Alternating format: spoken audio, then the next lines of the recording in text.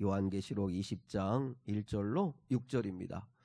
오늘 주보 보셔도 되고 요한계시록 20장 1절로 6절 말씀입니다.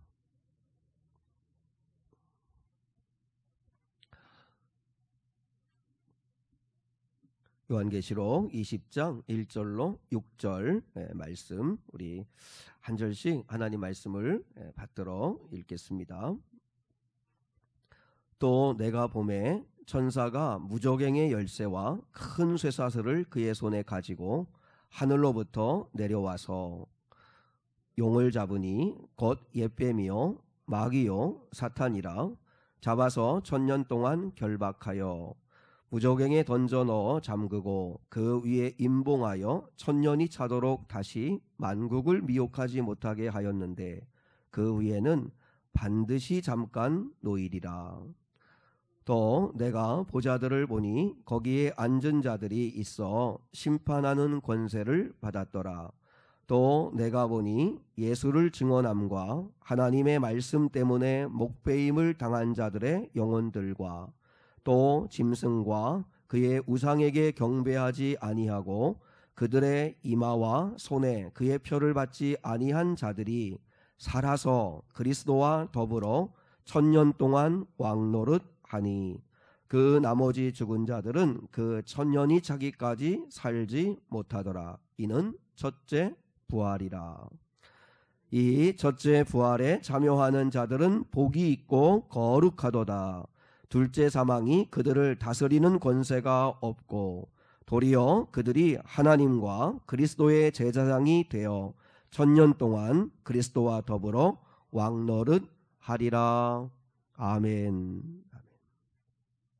우리 한번 설교 제목을 같이 한번 따라 하겠습니다. 그리스도와 더불어 왕노릇 하리라. 그리스도와 더불어 왕노릇 하리라.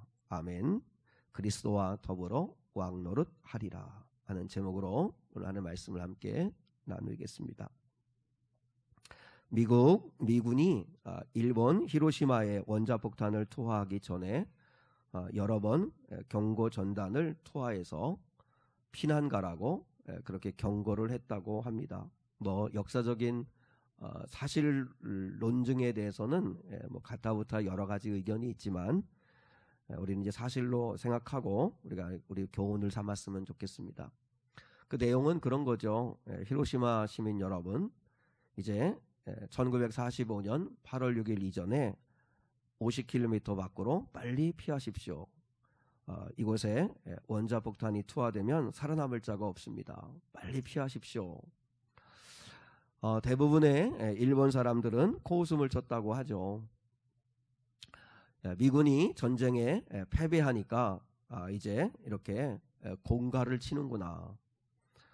30만 명이 한꺼번에 죽는 그런 폭탄이 세상에 어딨냐. 떠날까 말까 망설이던 사람들 중에 그래 한번 그냥 지켜보자. 뭐 큰일이 있겠는가. 그러면서 대부분 사람들이 그냥 주저앉아 있었다고 하죠. 일부 극소수의 사람들만 이제 히로시마를 떠나게 되었다라고 이야기합니다. 8월 6일 그날도 어김없이 평온하고 화창한 아침이었다고 합니다. 그런데 갑자기 하늘에서 원자폭탄이 터지면서 20만여 명이 넘는 사람들이 죽게 되는 그런 끔찍한 일들이 있게 되었습니다. 여러분, 전쟁은 참 이 땅에서 정말 잊지 말아야 될 일인데 이렇게 수많은 사람들이 죽는 일들이 벌어지게 되었다는 것이죠. 길이 269m나 되는, 여러분 축구장 길이가 한 100m, 조금 더 이제 크면 길이가 한 100m 정도 되는데 길이가 269m나 되는 무게가 48,000톤이나 되는 타이타닉호를 여러분 잘 아실 겁니다. 신이라도 이 배를 침몰시킬 수 없을 거다, 이렇게까지 말할 정도로 아주 그 규모가 웅장하고 그리고 어떤 것에도 절대로 침몰하지 않을 거라고 그렇게 생각했던 타이타닉호입니다. 근데 그 기록에 보면 출발하고 난 다음에 사흘 뒤에 진로상에 큰 빙산이 떠 있다라고 하는 경고를 들었다고 합니다. 근데 무선 통신사들이 2번이나 그것을 무시합니다. 왜냐하면 자기들이 볼 때는 그렇지 않다고 생각을 했고, 그 다음에 세 번째, 네 번째는 선장에게 보고를 했지만 선장이 대수롭지 않게 생각했습니다.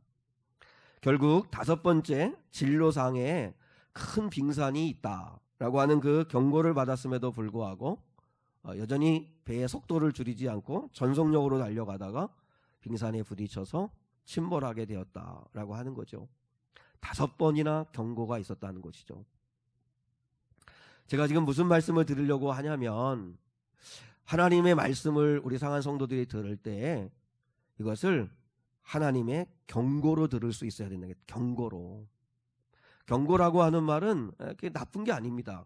그렇죠? 여러분, 부모가 자녀들한테 너 그렇게 하지 마라, 그렇게 하면 혼난다 하고 경고하는 건, 그건 잘 되라고 사랑하니까 하는 말이지 잘못되라고 하는 말이 아니잖아요. 그러니까 하나님께서 우리에게 말씀을 주실 때 그 말씀을 받아들일 때 경고의 말씀으로 받아들여야 된다는 거죠. 원자폭탄이 떨어지니까 피하라. 그리고 진로상 큰 빙산이 있으니까 경로를 변경하든지 아니면 속도를 줄이든지 조심해라. 그런 경고를 들었으면 그 경고를 듣고 깨달아야 된다는 거죠. 깨달아야 된다는 것입니다. 예수님은 마태복음 24장에서 뭐라고 이야기하냐면, 마지막 때를 살아가는 사람들의 그 상태를 이야기하면서 깨어 있어라, 깨어 있어라. 제발 준비하고 있어라, 준비하고 있어라. 그렇게 말씀을 하신 거죠. 자, 우리 한번 주보를 볼까요? 마태복음 24장 36절로 44절의 말씀을 같이 한번 읽겠습니다. 시작. 그러나 그날과 그때는 아무도 모르나니 하늘의 천사들도 아들도 모르고 오직 아버지만 아시느니라. 노아의 때와 같이 인자의 임함도 그러하리라. 여기까지만.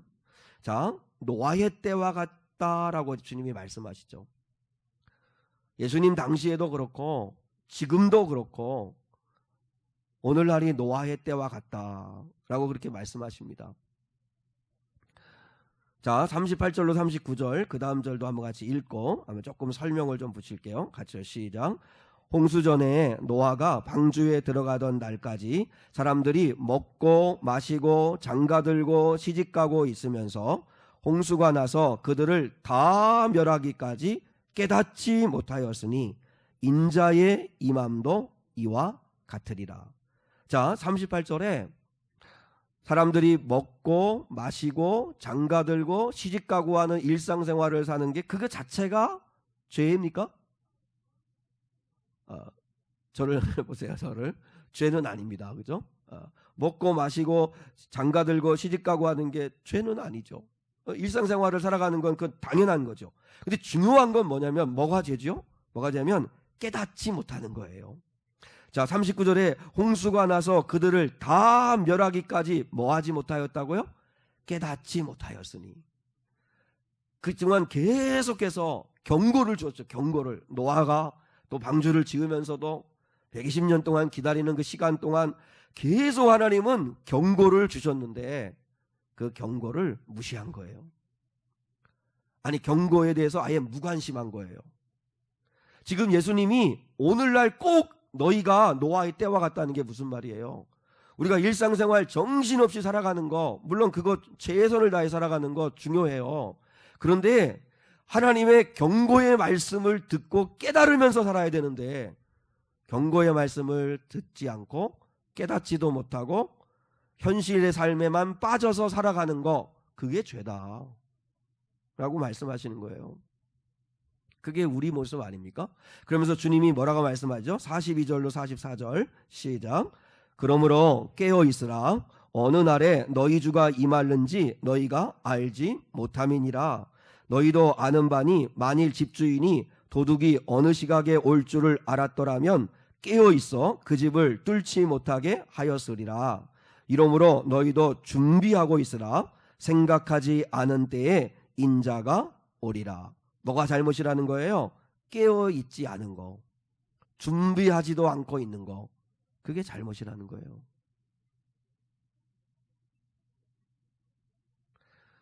저는 담임 목사로서 가장 큰 고통이 뭔지 아십니까? 성도들이 믿음에서 떨어지는 것을 보는 것입니다. 하나님의 경고를 계속 무시하고 무관심하게 살아가는 거, 그걸 보는 때마다 정말 마음이 아픕니다. 주님은 다 보고 계시고 불꽃 같은 눈동자로 보고 계시고 그리고 심판하시는 하나님이시고, 주님이 우리에게 오시든 늘 강조하지만 우리가 주님께 가든 순식간에 이 벌어질 일들이고 순식간에 우리의 종말이 올 텐데, 우리 인생의 종말이 올 텐데 도무지 깨닫지도 못하고 관심도 없고 믿음에서 점점점 멀어지고 예배 자리에서 멀어지고 기도의 자리에서 멀어지고, 주님이 준비하고 있어라, 깨어 있어라, 그렇게 경고하는데도 지금 우리가 타고 있는, 한번 생각해 보세요. 지금 우리가 타고 있는 이 지구라고 하는 배가 망망대해를 항해합니다. 근데 지금 이 경로상 그 앞에는 눈에 보이지는 않지만 큰 빙산에 부딪혀가지고 침몰할 위기가 점점 다가오는데, 배 안에서 있는 사람들이 레스토랑에서 맛있는 스테이크 먹으면서 또 그 다음에 파티룸에서 막 춤을 추면서 즐겁게 파티하면서, 그 다음에 좋은 객실에서 침대에 편안하게 누워가지고 여유를 즐기면서, 또 갑판 위에서 그 바다를 바라보면서 막 즐기고 놀고, 그렇게 있다면 그게 진짜 행복한 거예요? 지금 지구라고 하는 이 배가 침몰할 위기고 어떤 하나님의 심판 앞에 서야 되는지도 우리가 전혀 깨닫지 못하고, 그리고 그냥 우리나라는 안전하니까, 우리 집은 지금 뭐 살만하니까, 뭐 큰 별일 없으니까 괜찮다, 그것처럼 어리석은 게 없는 거예요. 하나님이 왜 요한계시록에서 7인 심판, 7 나팔 심판, 7 대접 심판을, 이 같은 내용을 3번이나 반복해서 말씀하신 줄 아세요? 경고하시는 거예요. 강조해서 경고하는 거예요. 너희가 살아가는 이 세상, 이 바벨론은 하루아침에 멸망한다. 1시간에 멸망한다. 그날이 언제일지 우리 알 수 없다. 그날이 되면 피할 곳이 없다. 지금부터 준비하고 있어야 된다. 영적으로 깨어 있어야 된다. 믿음을 준비하고 있어야 된다. 하나님이 계속 반복해서 말씀하시는 거잖아요. 지금 우리가 요한계시록을 지금 20장까지 왔습니다. 이 말씀을 경고의 말씀으로 들으셔야 돼요. 우리 상한 성도들은 신문을 보든지 뉴스를 보든지 하나님의 음성을 들으셔야 돼요. 예수님 당시에도 예수님이 시사 문제라 아니면 사회면에 나올 만한 그런 사건들을 예를 드셨어요. 제 아들이 와가지고 물었어요. 예수님, 실로암 망대라고 하는 거, 전망대잖아요. 실로암 전망대에 18명이 올라갔다가 그 망대가 무너지면서 18명이 죽었습니다. 그들이 인광부라고 생각했으니까 죄가 더 있어서 죄값으로 죽은 거겠지요. 그렇게 이야기할 때 예수님 뭐라 말씀하세요? 실로암 망대에서 18명이 그 무너져가지고 죽었지만, 그러나 그들이 죄가 더 있다고 생각하지 말라. 너희도 회개하지 아니하면 그와 같이 되리라. 주님이 그 당시에 누구나 다 할 수 있는 시사적인 문제, 아니면 그 사회면에 나올 만한 그 사건을 예를 들어서 말씀하시잖아요. 그러니까 18명이 그 관광 갔다가 실로암 전망대 올라가가지고 막 전망하고 즐기다가 우르르 무너져가지고 18명이 죽는 그 사건을 사람들이 다 이야기할 때, 저 사람들이 좀 뭔가 죄져서 그렇구나, 저 죄값을 치르는 거구나, 그렇게 생각할 때 주님이 뭐라 말씀하세요? 너희도 회개하지 않으면, 그런 걸 보고 회개하지 않으면 저렇게 하루아침에 멸망할 수 있다. 주님은 그 당시에 뉴스에 나오는 이야기를 통해서 메시지를 주시잖아요. 그러면 우리도 똑같이 오늘날 신문을 보거나 뉴스를 보거나 할 때, 요즘은 공영방송에서 계속 이야기하는 게 뭐예요? 2030년도, 40년도가 되면 지구의 온도가 1.5도가 올라가면 북극과 남극과 그린란드에 있는 모든 빙하가 녹게 된다. 그러면 부산은 이제 없어지는 도시가 된다. 그러니까 여러분, 요즘 부산에서 시작했다 그러잖아요. 부산 시장이 이제 그 해상 도시를 건설하기 위해서 물에 잠기면 그 물 위에서도 자급자족할 수 있는 해상도시를 만들어서 극복할 거다고 그렇게 큰 소리를 치고 그걸 대책을 내세운다고 하는데 그게 가능하겠습니까? 물론 이제 어느 정도 뭐 방법은 찾았을지 모르겠지만 점점점 그런 이야기들을 보면서 우리 하나님 아버지 앞에 야, 내가 지금 이렇게 방만하게 살아갈 때가 아니구나. 지금 내가 당장 이렇게 그냥 먹고 살만하고 별일 없고 편안하니까 아무 문제 없는 거구나. 내가 노아 때의 사람들처럼 내가 지금 살아가고 있구나. 그렇게 하나님은 끊임없이 경고의 메시지를 주고 계시는데 난 깨닫지 못하고 있구나. 깨달아야죠.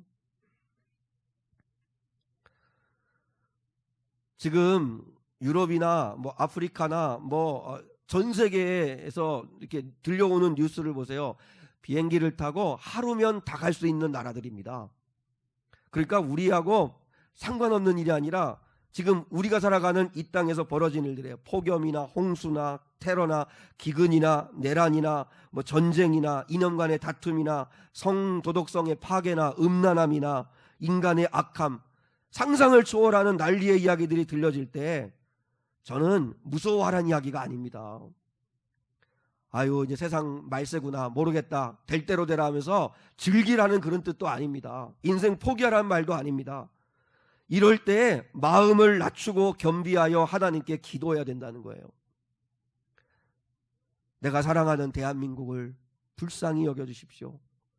우리 미래교회를 불쌍히 여겨주십시오. 앞으로 시대를 살아가야 할 우리 다음 세대 우리 자녀들, 우리 그 손주들을 하나님 불쌍히 여겨주십시오. 하나님, 혹시 이 땅의 진노와 심판 중에도 자비와 긍휼을 베풀어 주십시오. 무엇보다 나는 구원받을 확신이 있는 건가? 정결한 믿음을 나는 지금 준비하고 있는 건가? 주님 언제 오셔도, 내가 주님께 언제든 가도 나는 주님 만날 준비가 되어져 있는 건가? 깨어 있어서 준비하면서 살아야 된다는 얘기를 하는 거예요.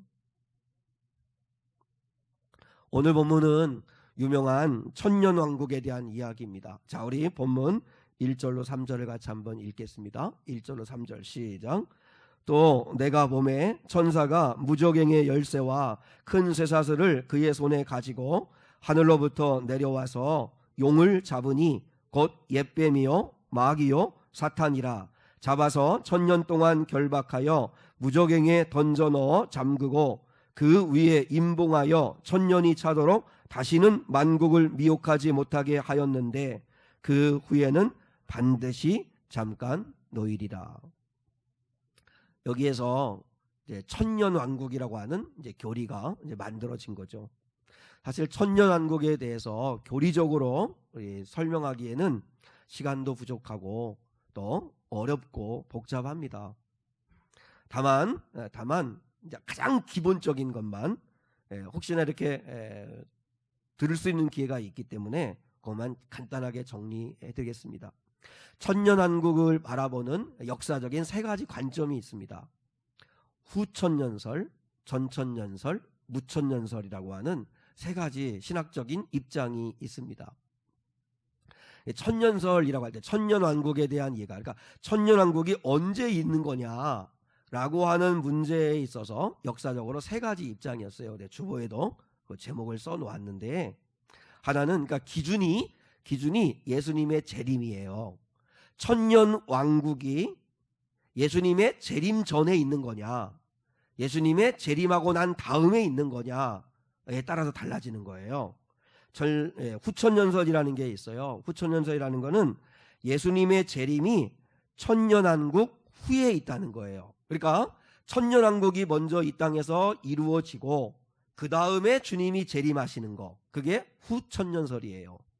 주님의 재림이 천년왕국 후에 있다, 후천년설이라고 이야기를 하는 거예요. 이 후천년설이 나오게 된 이유는 뭐냐면, 이제 사람들에게 기대감이 있었던 거예요. 주님이 재림하시기 전에, 주님이 재림하시기 전에 천년이라고 하는 이 시간 동안 이 땅에 교회의 황금기, 그리고 아름다운 파라다이스와 같은 이 세상이 이 땅에 이루어질 거라고 하는 기대감이 있었어요. 17, 18세기 이때를 지나면서 어떤 문화의 황금기를 지나면서 사람들의 마음의 기대 속에 이 땅이 천년왕국이 이루어지게 되는구나.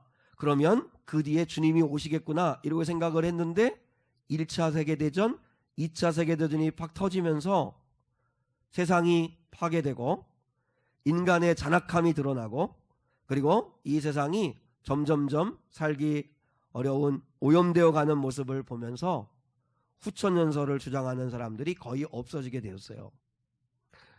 두 번째는 전천연설이에요. 전천연설은 주님의 재림이 천년왕국 전에 있다는 거예요. 그러니까 저는 어릴 때 우리 아마 장로님도 그렇고 우리 권사님도 그런데 그때는 정말 종말론 교육을 철저히 받았어요. 근데 그때 지금만 생각하면 제가 신학을 공부하고 나서 보니까 다 전천연설에 대한 그 훈련을 계속 받은 거예요. 그러니까 주님이 재림해요. 주님이 재림하는데 전천연설은 주님이 재림하시는데 먼저 공중에 재림하세요. 공중에 재림하면 이 땅에 있는 믿는 자들이 다 휴거가 되어서 그래서 공중에서 주님을 만나서 혼인잔치가 벌어지고 이 땅에서는 구원받지 못한 사람들이 7년 대환란을 겪게 된다는 거예요. 그래서 이제 혼인잔치가 끝나고 7년 대환이 끝나고 나면 주님이 이제 이 땅에 지상에 재림해서 천년왕국이 펼쳐진다는 거죠. 그리고 이제 마지막 때에 잠깐 사탄이 놓여가지고 마지막 반역을 일으켜서 곡과 마곡 아마겟돈 최후의 전쟁이 일어나고 그리고 이제 완전한 승리를 거두고 이제 백보자 심판이라고 하는 하나님의 마지막 심판이 있게 된다. 이런 그 전천연설에 대한 교육을 어려서부터 정말 집요하게 받았었어요. 여러분들은 좋은 교회학교를 안 나와서 잘 모르죠. 저는 교회학교 때 어린 때도 이런 교육을 받았어요. 그러니까 우리 그때는 7년 대환란 아마겟돈 전쟁이라는 그런 영화도 막 유행하고 진짜 분위기가 금방 주님 오실 것 같았던 그런 때가 있었어요. 근데 이 전천연설에 대한 그 지지도 좀 이렇게 많이 약화되긴 했어요. 근데 여전히 전천연설에 대해서 주장하는 사람들이 있어요. 주님이 재림하시고 천년왕국이 펼쳐질 거라. 이걸 재림하시고 난 다음에 천년왕국이 있을 거라고 하는 이 주장을 하는 사람들이 있어요. 그리고 마지막 세 번째가 무천연설이에요. 무천연설이라는 이야기는 없을 무자가 라고 써 있어서 좀 오해할 수 있는데 천년왕국이 없다는 말이 아니에요. 이 무천연설은 천년이라고 하는 천년왕국이라고 하는 이 시간이 특정한 어떤 시기가 아니고 주님이 구원자로 이 땅에 이 땅에 오신 그때부터 다시 오시는 재림의 그때까지의 기간, 그 기간이 바로 천년왕국의 시대이다. 그러니까 주님이 구원자로 하나님이신 그분이 이 땅에 인간으로 구원자로 오시는 그 순간부터 천년왕국은 이미 시작된 거다. 그래서 주님이 재림하시면 천년왕국이 끝나게 되는 거다 라고 주장하는 게 무천연설이에요. 근데 지금 가장 많은 사람들이 지지하는 따라가는 게 무천연설이에요. 근데 결론적으로 어느 걸 선택하든 아무 상관없어요. 왜냐하면 천년설에 대한 이야기는 구원을 받고 안 받고의 그런 어떤 그 본질적인 문제가 아니기 때문에 그 각각의 그 천년설을 주장하는 거에 장점들이 있기 때문에 어떤 걸 선택하든 문제될 거는 없어요. 천년왕국을 이해하는데 가장 중요한 건 6절이에요. 6절. 자, 본문 6절을 한번 같이 읽겠습니다. 시작. 이 첫째 부활에 참여하는 자들은 복이 있고 거룩하도다. 둘째 사망이 그들을 다스리는 권세가 없고 도리어 그들이 하나님과 그리스도의 제사장이 되어 천년 동안 그리스도와 더불어 왕노릇하리라. 자, 천년왕국에 들어가는 사람은 첫째 부활에 참여한 사람들이에요. 첫째 부활이 뭐죠? 우리가 첫째 부활을 우리가 언제 입는 거죠? 이 땅에 살아가는다가 누군가에게 전도받고 예수님을 내가 마음으로 믿고 회개하고 구원받는 사람, 구원받을 때 내가 첫째 부활에 참여하는 거예요. 그러니까 아직 구원의 확신이 없고 믿음이 확실하지 않은 사람은 아직 첫째 부활에 참여하지 않은 거죠. 그건 정말 두려운 일이죠. 그러나 우리가 예수님을 영접하고 그리고 내가 진짜 죄인임을 깨닫고 그리고 예수를 내 안에 모심으로 내가 구원받았음을 확신하고 살아가는 사람들은 이미 첫째 부활에 참여한 사람들이 돼요. 저는 오늘 예배한 우리 모든 성도들이 첫째 부활에 참여하는 거룩한 은혜의 자리에 있을 수 있기를 축복합니다. 첫째 부활에 참여하는 사람은 어디에 참여하지 않냐면 둘째 사망에 참여하지 않는 거예요. 둘째 사망은 하나님의 영원한 심판에 떨어지지 않는 거예요. 그리고 또 첫째 부활에 참여하는 자들은 천년왕국에 들어가는 자들인데, 천년왕국은 다시 말하면 예수님과 함께 왕노릇하며 살게 되는 그런 시대를 맞이하는 거죠. 그래서 오늘 예수님께서 오늘 요한을 통해서 하나님 말씀하시기를 천년 동안 너희가 그리스도와 더불어 왕노릇하리라 하는 말씀을 하시죠. 그게 첫째 부활에 참여한 구원받은 자들의 권세죠. 제가 오늘 설교하는 이 부분은 아마 무천년설의 입장일 수 있는 것 같아요. 그런 건 여러분이 다 이해하지 않으셔도 괜찮은데, 자, 중요한 건 뭐냐면 제가 이제 뭘 오늘 설교의 핵심으로 삼으려고 하냐면, 분명히 오늘 말씀은 너희가 천년 동안 그리스도가 초림하시고 재림하시는 그날까지 우리는 이 땅에 그리스도인으로 살아가는데, 그리스도인으로 살아가는 우리가 지금 이 땅에서 그리스도와 더불어 왕노릇하며 살아야 된다 하는 말씀이 우리가 붙잡아야 할 말씀이라는 거예요. 그런데 과연 우리가 왕노릇하며 살고 있나? 그리스도와 더불어서 왕노릇하리라 이렇게 말씀하셨는데, 왕노릇은커녕 세상 앞에서 너무 주눅들고 기죽어 살아가는 건 아닌가? 세상에서 왕노릇하며 살아야 되는데 세상에 오히려 종노릇하며 살고 있는 건 아닌가? 우리가 이것을 심각하게 생각해 보는 시간을 갖자는 거죠.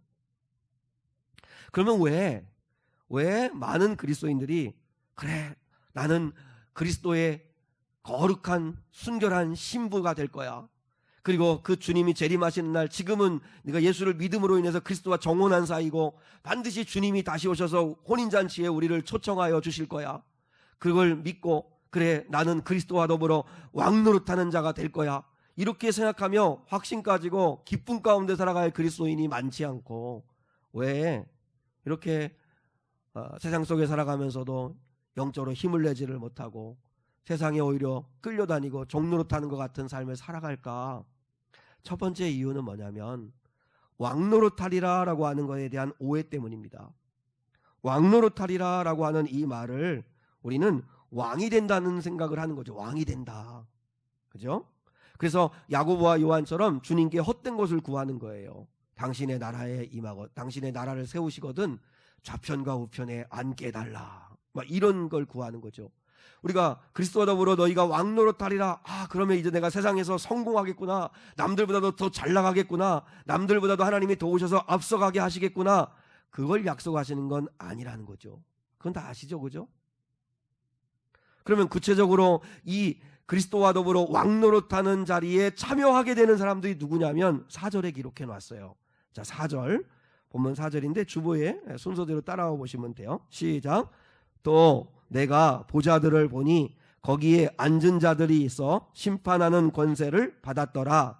또 내가 보니 예수를 증언함과 하나님의 말씀 때문에 목배임을 당한 자들의 영혼들과, 자, 천년왕국에 참여하는 자들, 그리스도와 더불어 왕노릇하는 자들은 첫 번째 대가를 지불하는 사람들이라는 거죠.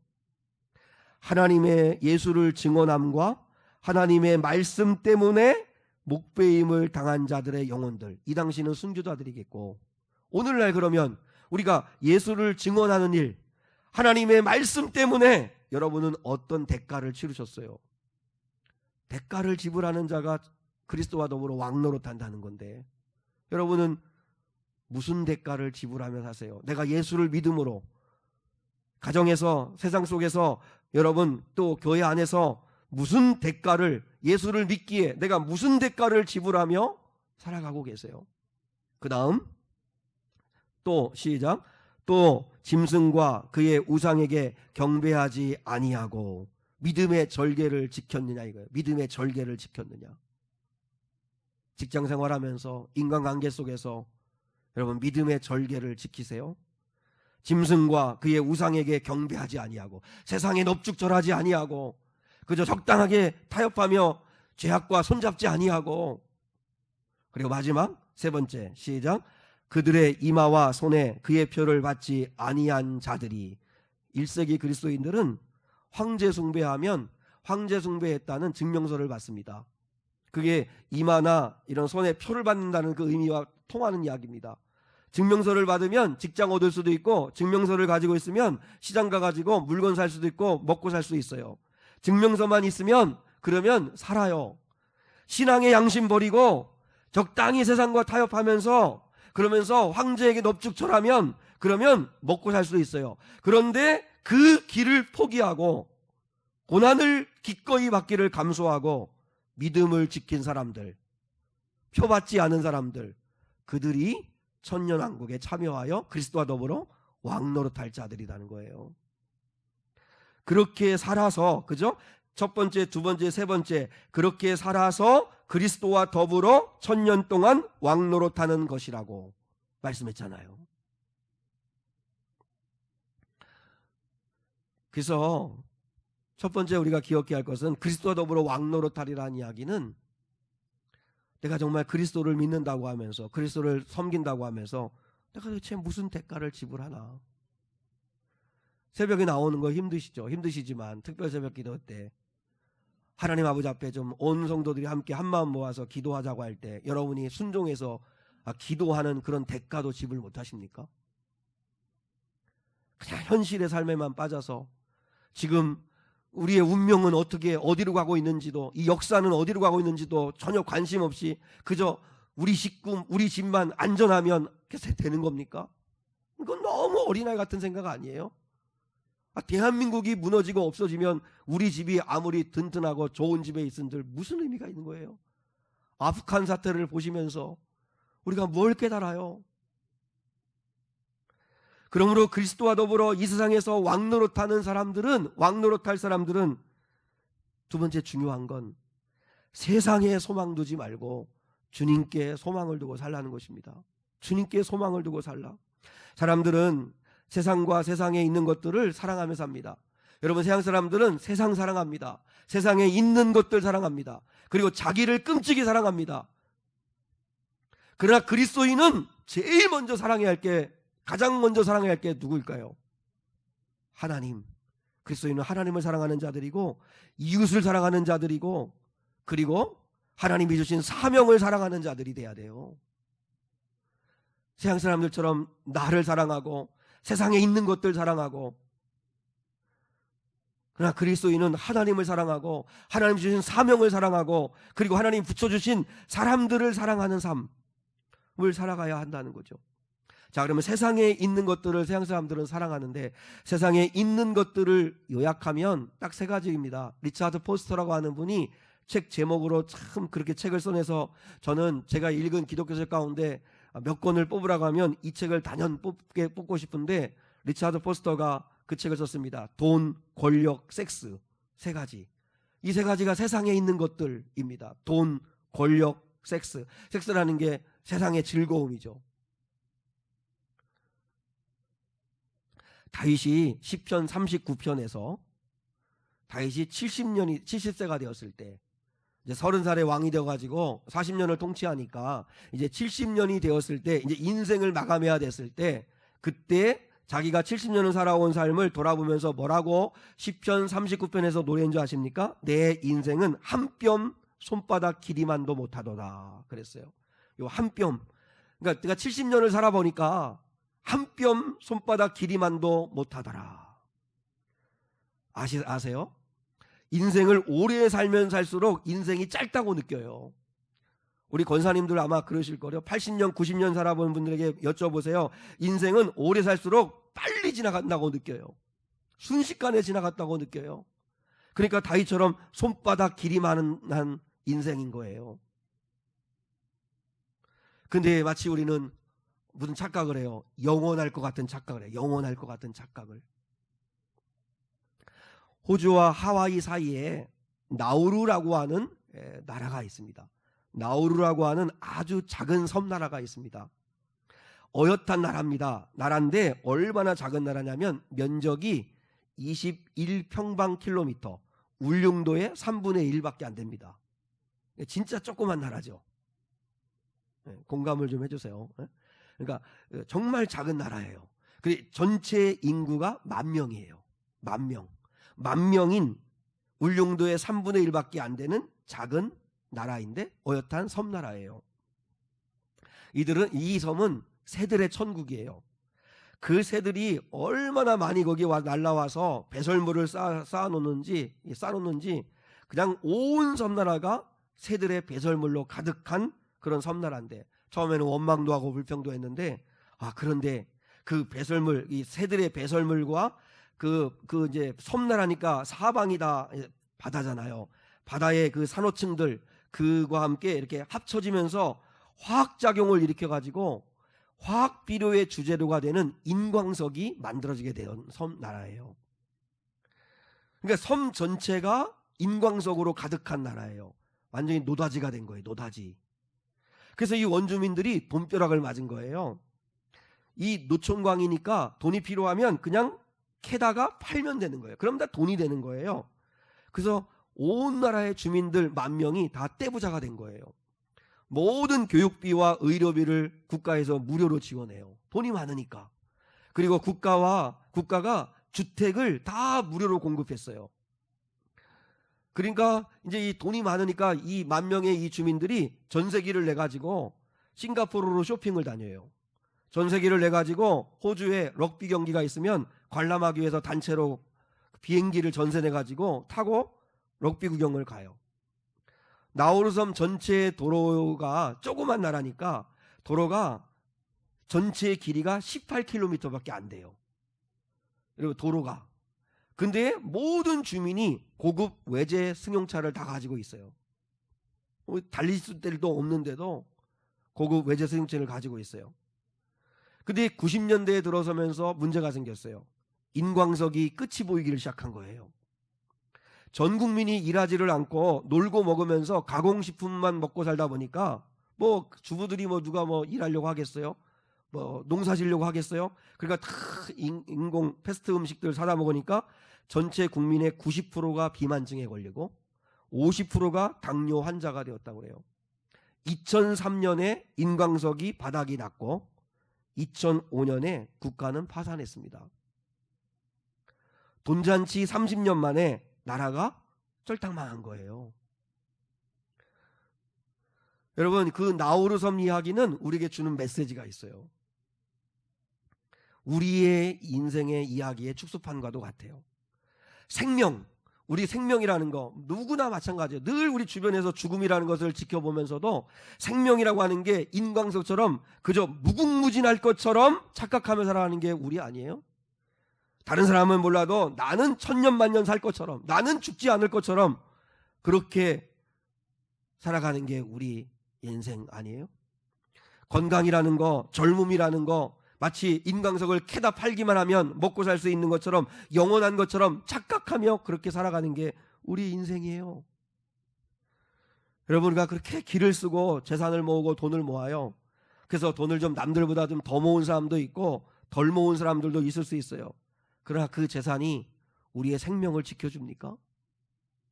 사람들이 돈, 권력, 그리고 섹스, 이것을 인생의 소망으로 삼고 그것을 인생의 힘으로 삼고 그걸 의지하려고 더 가지려고 애를 쓰지만, 그러나 그 돈이, 권력이 내 생명을 지켜줍니까?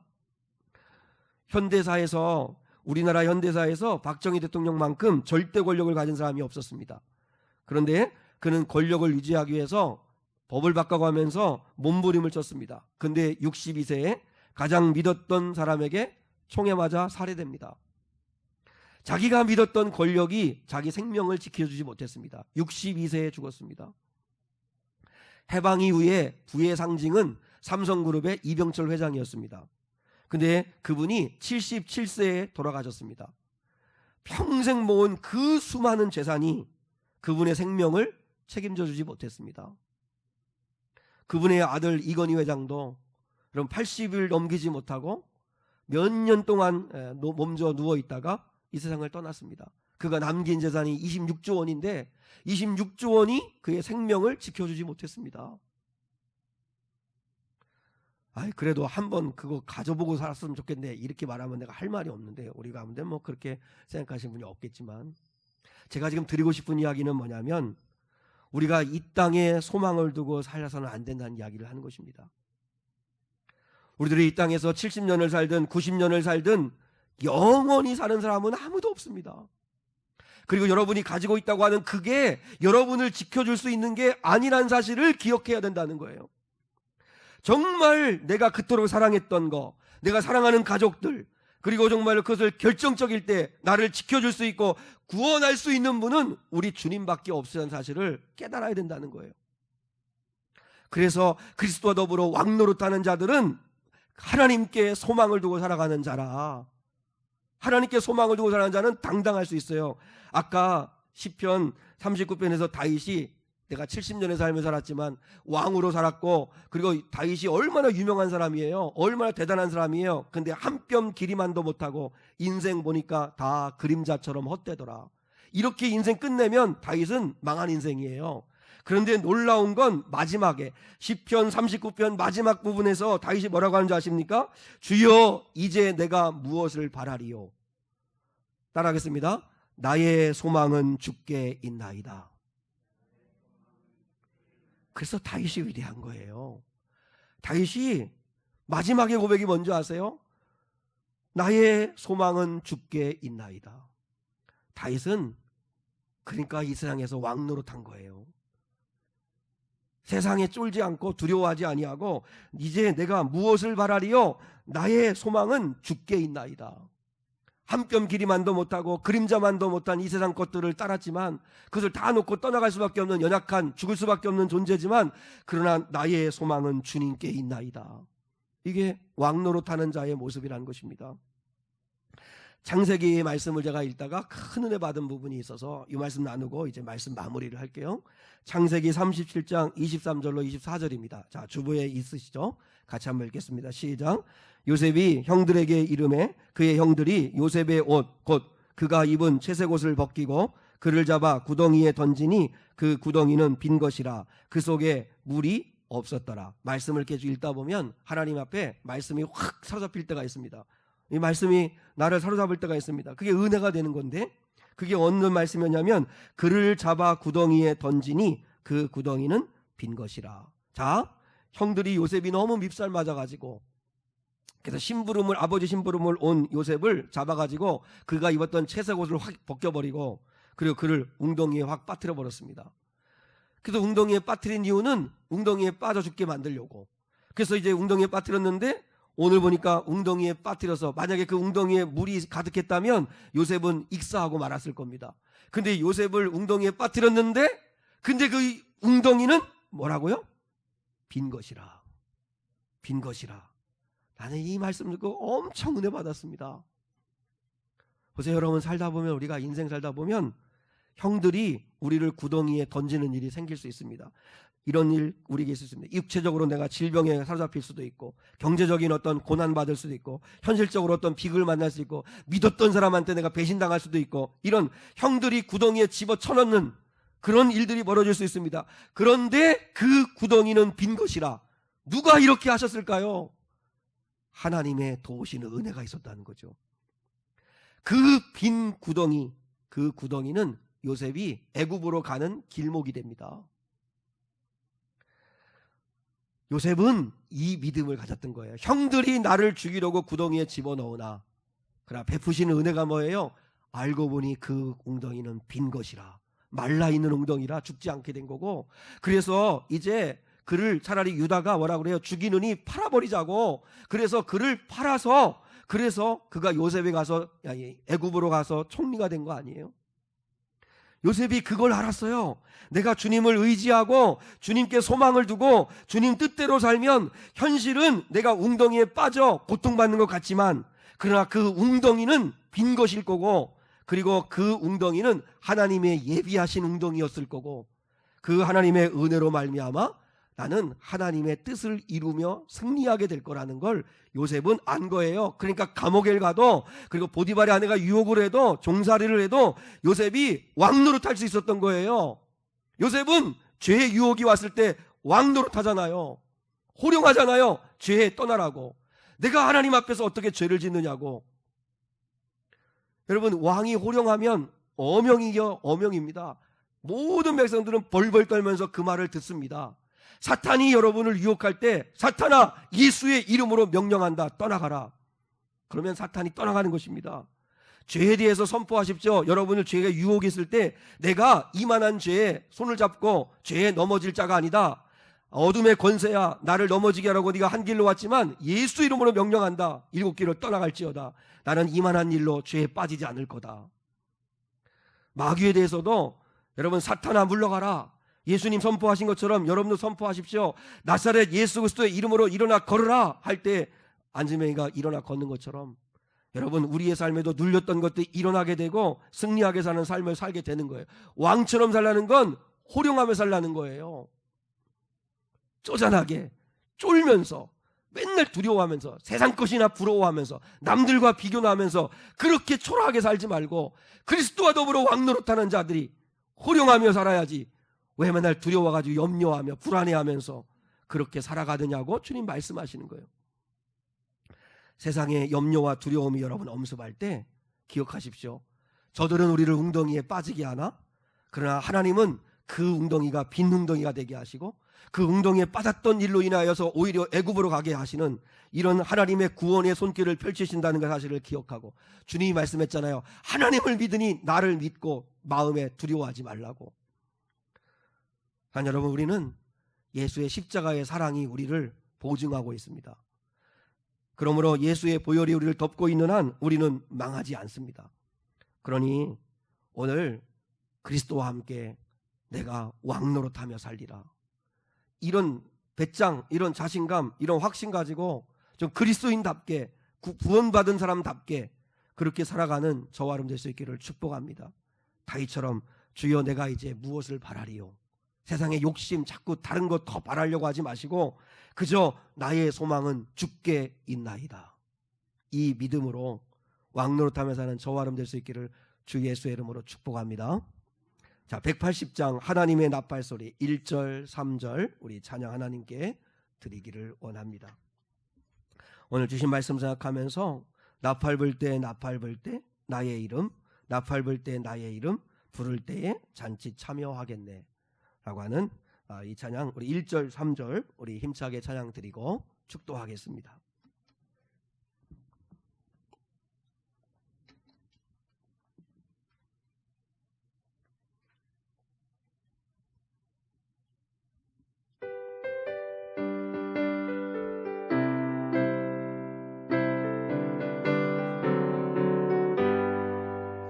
하나님의 나팔 소리 전지 진동할 때에 예수 영광 중에 구름 타시고 전사들을 세계 만국 모든 곳에 보내어 구원받은 성도들을 모으리.